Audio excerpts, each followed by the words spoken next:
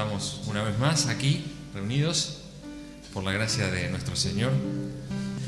Así que bueno, vamos a orar para consagrar este tiempo, para que nos podamos dedicar a nuestro Señor con todo nuestro ser, ¿no? Amado Señor, Padre, una vez más, Señor, te damos gracias por poder estar aquí, Señor. Gracias por poder una vez más abrir este lugar, Señor, para honrar tu nombre, para glorificarte, Señor, con la gloria que vos solamente te mereces. Gracias, Señor, porque tenemos esta libertad, tenemos la posibilidad de adorarte, de honrarte, de bendecirte, de estar todos juntos, Señor, en armonía, consagrándonos a ti y dirigiéndonos a ti, Señor. Que sea tu Espíritu Santo el que nos esté alimentando, que sea una vez más hablándonos a nuestra vida, Señor, que tu palabra una vez más sea nuestro alimento y nuestro refugio.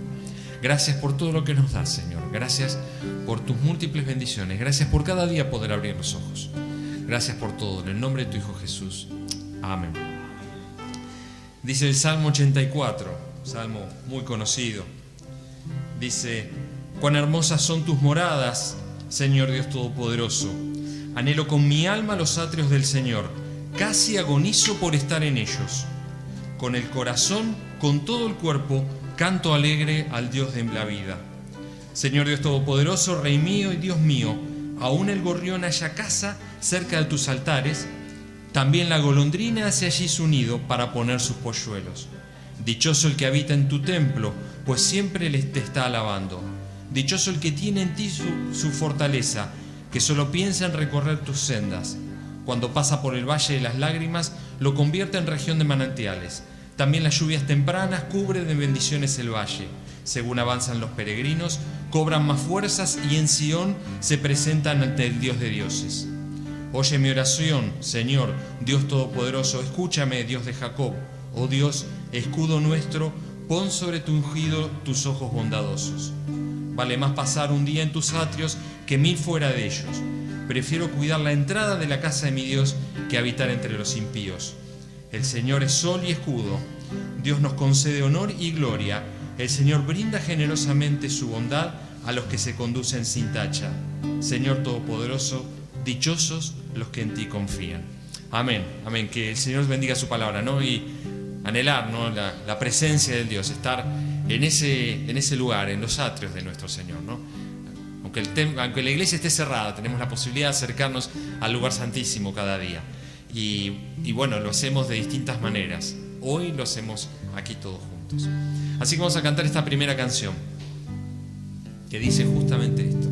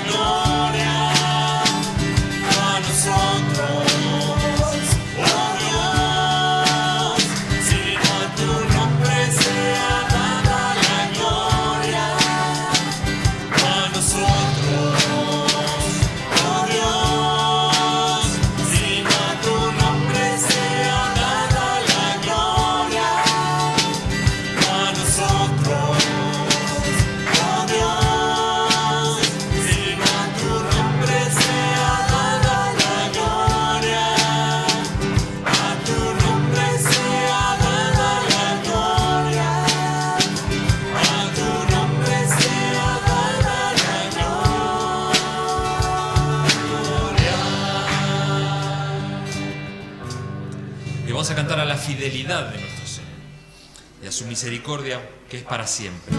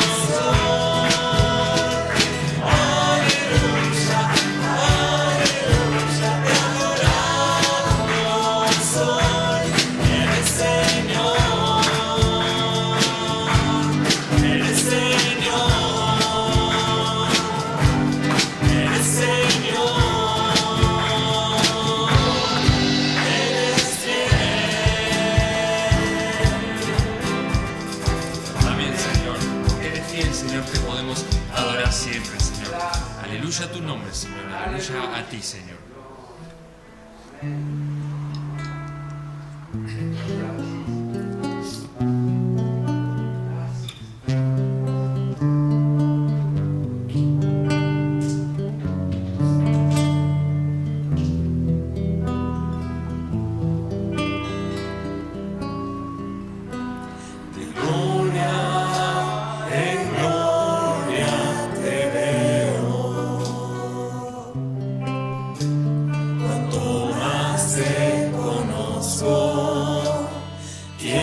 Saber más de ti,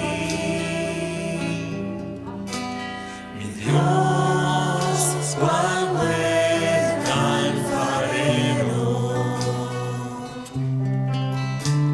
quebrántame, transfórmame, moldéame a tu imagen, Señor.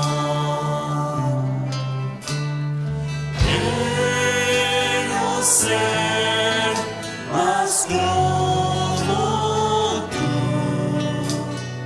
ver la vida como tú, saturarme de tu espíritu,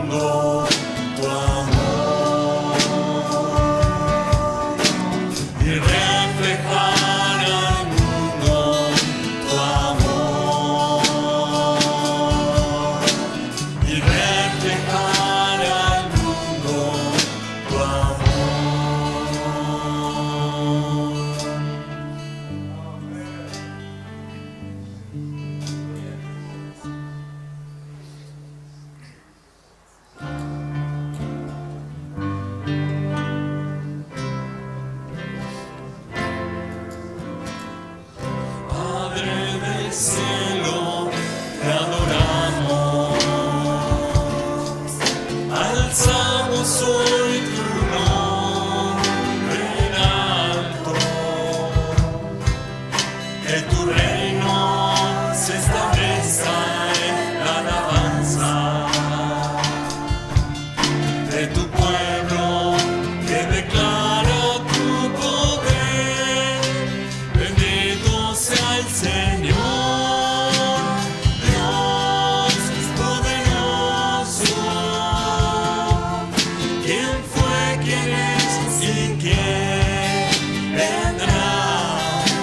Bendito sea el Señor, Dios poderoso. Por siempre reinará.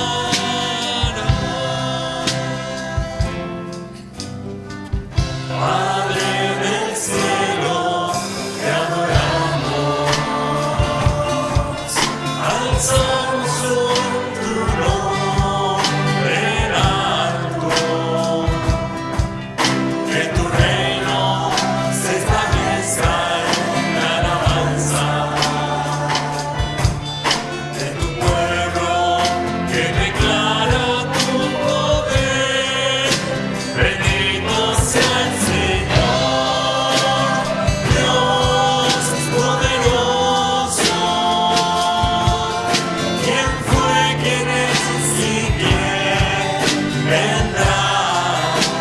Bendito sea el Señor, Dios poderoso. Por siempre reinará. Bendito sea el Señor, Dios poderoso. ¿Quién fue, quién es y quién vendrá? Bendito sea el Señor, Dios poderoso. Por siempre reinará. Por siempre reinará. Por siempre reinará.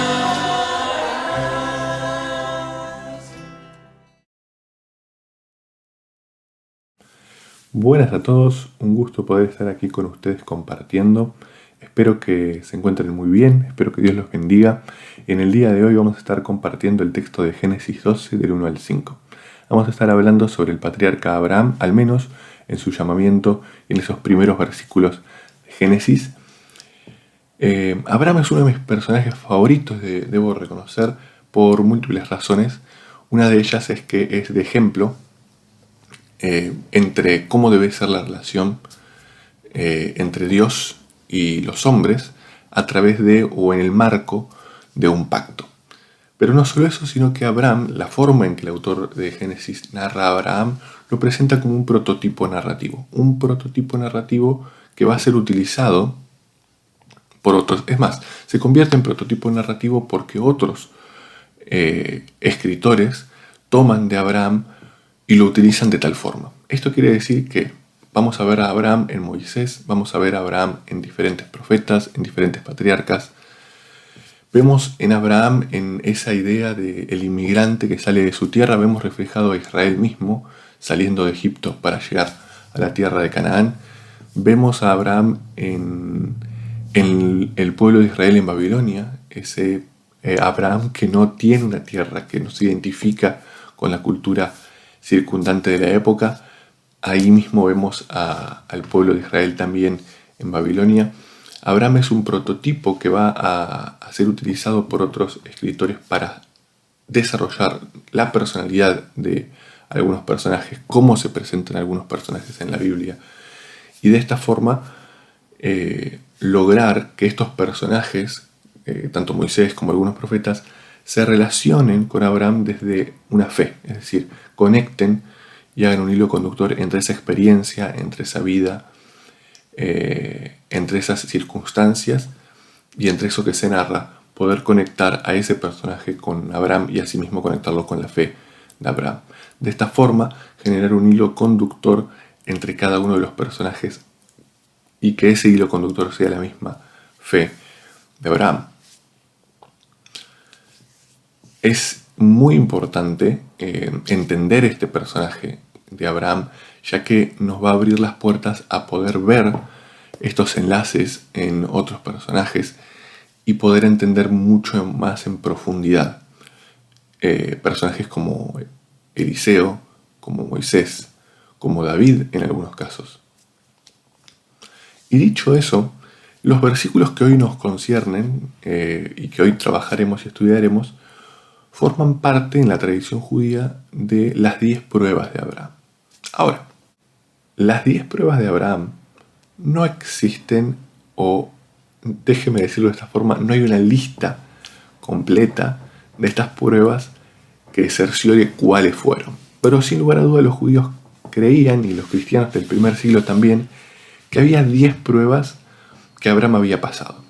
Así es como, por ejemplo, la Iglesia Ortodoxa Etíope, en uno de sus libros que contienen en sus Biblias, que nosotros no poseemos, que es el libro del Jubileo, ellos narran o mencionan 10 pruebas por las cuales Abraham pasó. Ahí aparece una de las listas, pero otra de las listas, que es una de las más importantes, que está basada exclusivamente en el libro de Génesis, es una lista hecha por un rabí de la Edad Media que se llamaba Maimónides. Maimónides escribe una lista en la cual toma el libro de Génesis y cita cada una de las pruebas que pueden haber aparecido. Y una de las cosas que más me llama la atención es que Génesis 1 justamente, Génesis 12, versículo 1, está entre la primera prueba que Maimónides cita.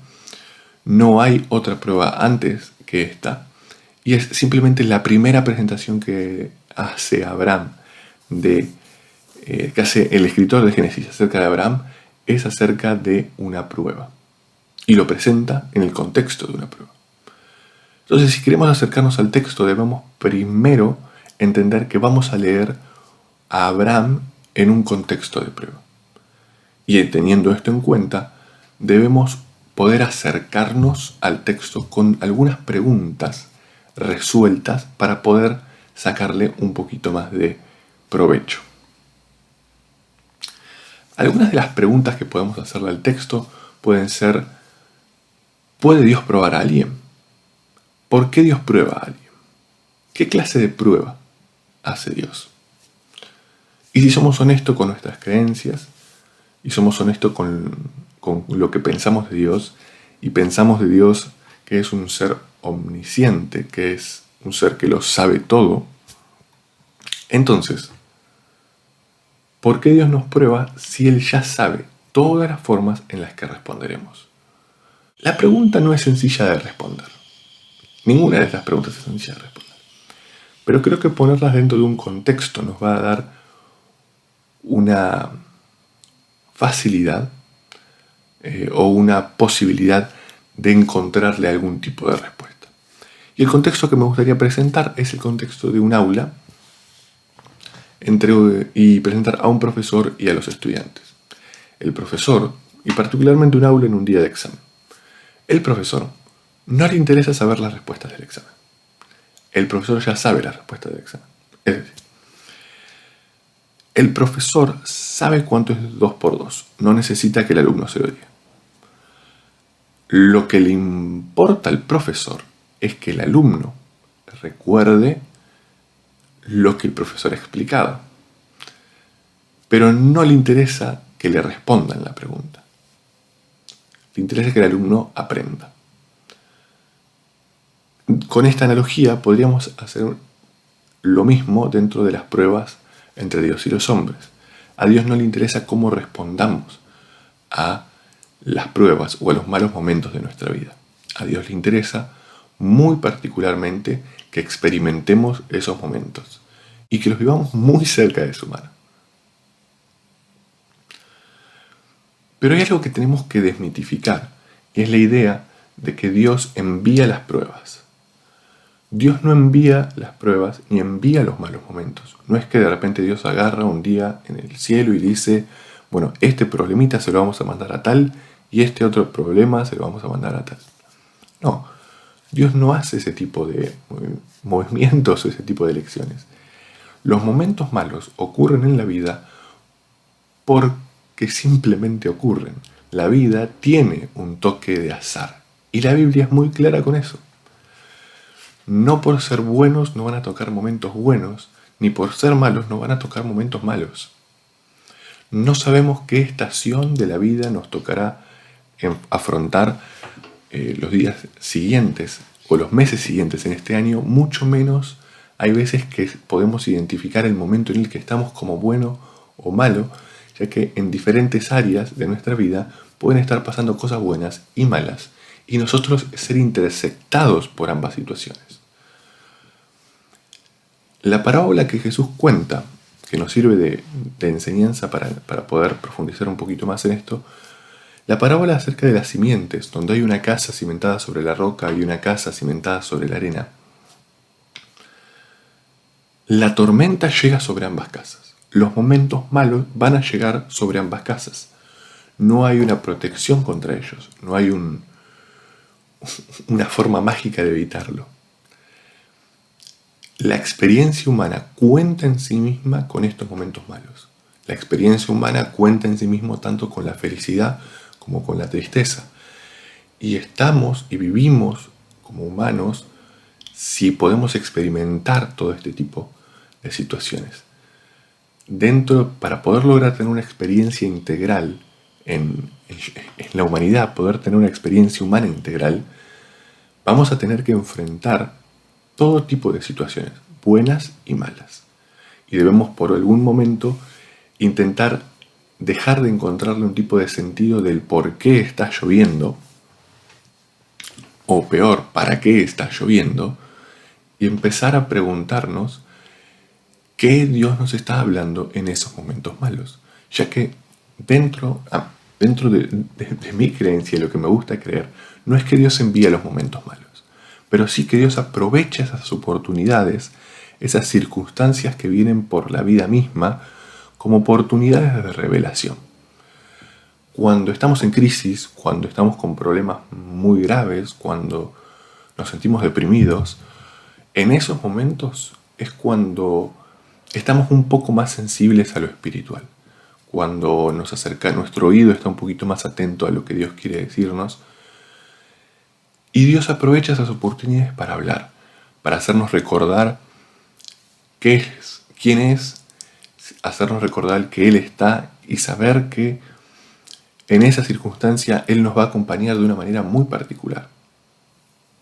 Entonces las preguntas que muchas veces les tenemos que hacer a nuestras pruebas no es por qué pasa ni para qué pasa, sino en qué lugar de toda esta prueba o en qué momento de toda esta prueba estuvo Dios o está Dios acompañándonos y hablándonos a nuestro lado. Dicho eso, y sin más rodeos, podemos acercarnos al texto bíblico con la misma pregunta. ¿Qué busca Dios revelarle a Abraham en esta situación? Bueno, si me pueden acompañar, vamos a Génesis 12 del 1 al 5 y leemos.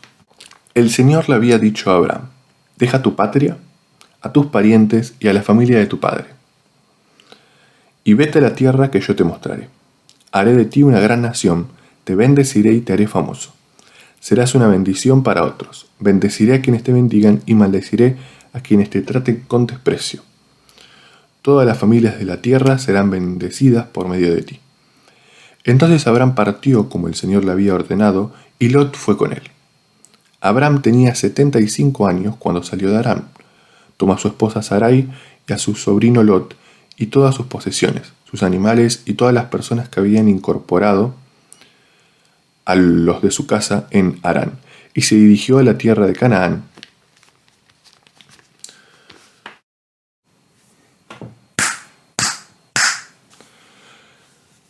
Es importante notar que el texto muestra a Dios presentándole a Abraham una oportunidad y no una prueba. Por lo mismo que venimos hablando hace un momento. Dios le presenta la oportunidad a Abraham de formar parte de su plan divino. Pero para poder hacer eso, Dios necesita que Abraham deje ciertas cosas. Y lo interesante aquí es que Dios le presenta con punto y coma de detalle qué es lo que precisa hacer. Que no es común, al menos en otras ocasiones y en otras interacciones de Dios con Abraham. Pero en este punto Dios le dice que renuncie a 3 cosas. Le dice que renuncie a su patria, renuncie a sus parientes y renuncie a la casa de su padre. La traducción no es muy correcta en la Nueva Traducción Viviente, ya que las 3 palabras que encontramos en el hebreo quieren decir, la primera es tierra, la segunda es la tierra en la que naciste, tu tierra natal, y la tercera, finalmente, es la casa de tu padre. Esa estaba bien. Lo que quiere decir Dios en este punto es algo por el estilo como tenés que dejar tu país, tu ciudad, tu casa.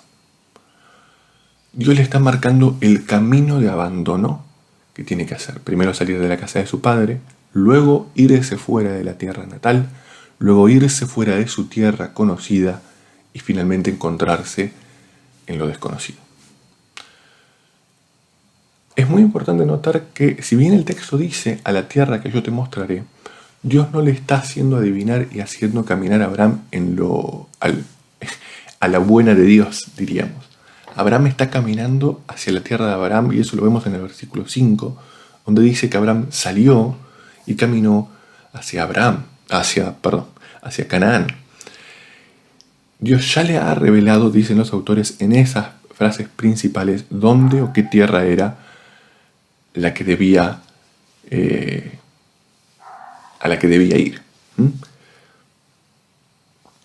Bien, ahora, la renuncia que Abraham está experimentando en este pasaje me hace recordar muchísimo a Hernán Cortés cuando Hernán quemó todas las naves en señal de no retorno. Es ese tipo de renuncia a la que Dios le está pidiendo a Abraham en este preciso momento. Dios quiere que Abraham renuncie a todo lo que conoce en pos de obtener una bendición que no está completamente definida. Pero esa es la renuncia que Dios le pide. Si decide encarar esta misión, este objetivo, esta decisión en manos de Dios, si quiere ir y ser parte de este plan divino, tiene que alejarse y renunciar de algunas cosas. Y tiene que quemarlas para que no haya vuelta atrás. No es que pueda volver en algún momento a la tierra de Ur, sino que justamente cuando Abraham está muriendo le dice a Isaac que busque esposa en la tierra, pero que jamás vuelva a la tierra de Ur. Bien, teniendo esta idea de Hernán Cortés quemando las naves, me hizo recordar a otro profeta que su llamado está muy relacionado y está muy encarado de la misma forma que el texto cuando Dios llama a Abraham. Este profeta es Eliseo. Eliseo en 1 Reyes 19, el 19, nos muestra un llamado, el llamado que Elías le hace a Eliseo, y el tipo de renuncia que le pide es muy parecida a la renuncia que encontramos en este texto en Abraham. Y por lo tanto vamos a leer el texto de 1 Reyes 19:19, el cual dice lo siguiente. Entonces Elías fue y encontró a Eliseo, hijo de Safat, arando un campo. Había 12 pares de bueyes en el campo y Eliseo araba con el último par. Elías se acercó a él y le echó su manto sobre los hombros y siguió caminando. Entonces Eliseo dejó los bueyes donde estaban, salió corriendo detrás de Elías y dijo: deje que primero me despida de mis padres con un beso y luego iré con usted. Elías respondió, regresa, pero piensa en lo que te hice. Entonces Eliseo regresó a donde estaban sus bueyes y los mató. Con la madera del arado hizo una fogata para asar la carne. Repartió la carne asada entre la gente del pueblo y todos comieron. Después se fue con Elías como ayudante. Esto es muy interesante, ya que Eliseo hace un tipo de renuncia muy particular. Cuando él siente el llamado de Elías, así como Abraham siente el llamado de Dios, no hace nada más que obedecer ese llamado. Entonces se prepara y se condiciona para hacer el abandono. Le avisa a Elías: déjame que preciso un tiempo para simplemente deshacerme de las cosas e ir en pos de ti. Elías le dice: ve, no pasa nada. Eliseo va, saluda a su padre, luego toma las herramientas de trabajo, toma a sus 2 bueyes y al arado y los prende fuego. Ahora, prender fuego algo es muy importante en el judaísmo, ya que uno de las ofrendas más conocidas es el holocausto, que se da por una quema completa de la ofrenda. Y esta es una de las ofrendas más importantes en el judaísmo. Es una ofrenda donde se entrega todo y no se escatima nada. Y es este tipo de entrega que estamos viendo en Eliseo, en Abraham. Es alguien que entrega sus herramientas de trabajo, entrega sus mismos bueyes. Y no solo eso, sino que veamos que Eliseo reparte lo que él se podía haber llevado como comida para el viaje, lo reparte con el pueblo. Él renuncia completamente a su antigua vida, a su antiguo trabajo, para ir en pos del profeta. Jesús toma esta idea de renuncia y la transforma en un llamado hacia los cristianos, diciendo: si alguno quiere venir en pos de mí, niéguese a sí mismo, tome su cruz y sígame. Y usando la idea del arado, Jesús dice que ninguno que are viendo hacia atrás es digno del reino de los cielos. Aquí vemos cómo Jesús nos está llamando a un mismo tipo de renuncia de la que Abraham es llamado y de la que Eliseo también lo hace.